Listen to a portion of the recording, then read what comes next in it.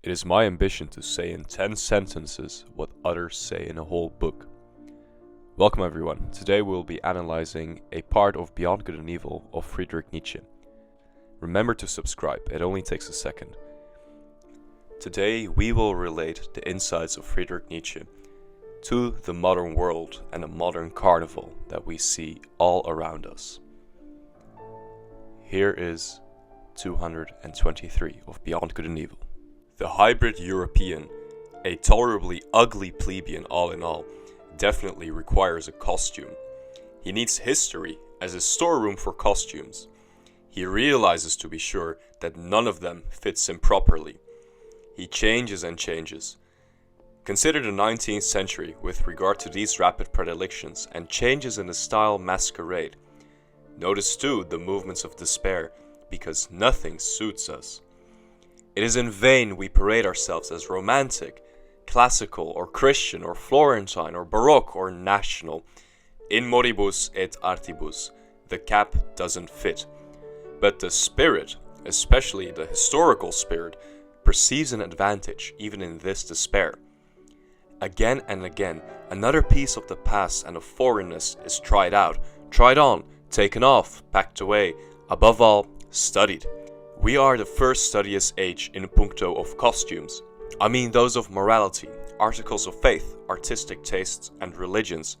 Prepared as no other age has been for the carnival in the grand style, for the most spiritual Shrovetide laughter and wild spirits, for the transcendental heights of the most absolute nonsense and Aristophanic universal mockery. Perhaps it is precisely here that we are discovering the realm of our invention, that realm where we too can still be original, perhaps as parodists of the world history and God's buffoons.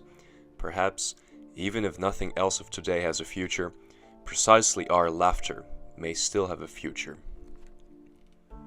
Nietzsche tells us that the hybrid European does not have any costume that fits him. Modern man is painfully aware of their lack of a stable place in time. What morals should they follow? Which art is nice? Nothing seems to strike his fancy, and everything that one parades himself to be as does not fit right. Is this true?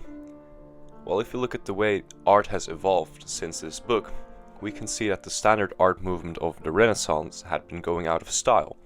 This was the quintessential style for the aristocracy and the gatekeepers of power. In 1886, when this book was published, the arts were of a more impressionistic style. This impressionism embodies the fleetingness of the look of the European. The absoluteness of the Renaissance arts has become a blur. More subjects of unnoteworthy proportions are chosen. Normal streets at night, some landscape, but the grand styles have stayed in the past. So there's an obvious searching during this period of fine arts.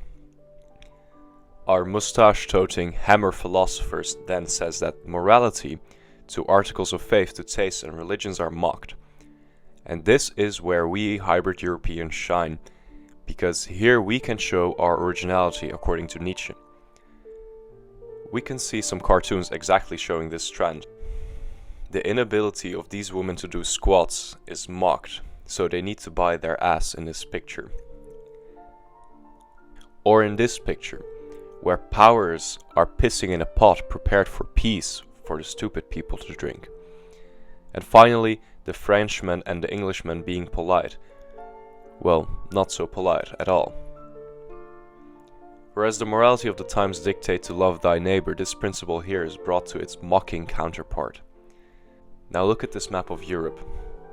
Europe had a lot of wars to endure before Nietzsche wrote this, namely the Napoleonic Wars, which happened from 1800 to 1816. You can also see uprising in the Ottoman Empire.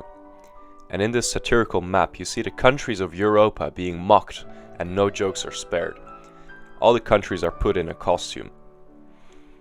Here you see the French satirical map, which shows a lot more style. This is exactly what Nietzsche talks about later in this book, where he says that the French spirit has always been the trendsetter and the one who embodies the stylish. So all the politeness and the rules are here being mocked and laughed at. Now, this is even more true if we look at our modern times. With the war in Ukraine, it is not so certain that this country will still exist as a somewhat autonomous state. But what is definitely for certain is that there are going to be a lot of good memes about the conflict. Here we can see humanity's greatest asset shine through: humor. Сломались, пацаны. Сломались. Можно оттащить на Россию обратно. Так, у нас все получилось! Ебашим, блядь, на танке, блядь! Охуеть! Блядь, туда держи курс! Подожди, блядь! Слава Украине! Со мной в студии сегодня Александр Бутманов, экономист, основатель инвестиционного клуба «Союзники», эксперт по биржевым стратегиям. Александр, здравствуйте. Приветствую, добрый день, не говорю.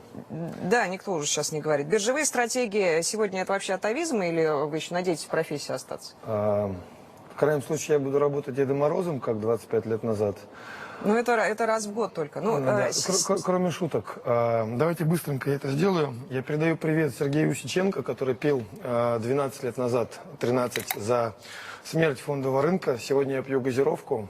Дорогой фондовый рынок, ты был нам близок, был интересен. Покойся с миром, дорогой товарищ. Я не буду комментировать этот флешмоб, не хочу, потому что я в это верить. So even though the future might be uncertain or might seem uncertain, one thing is for sure: we can always laugh while everything crumbles down.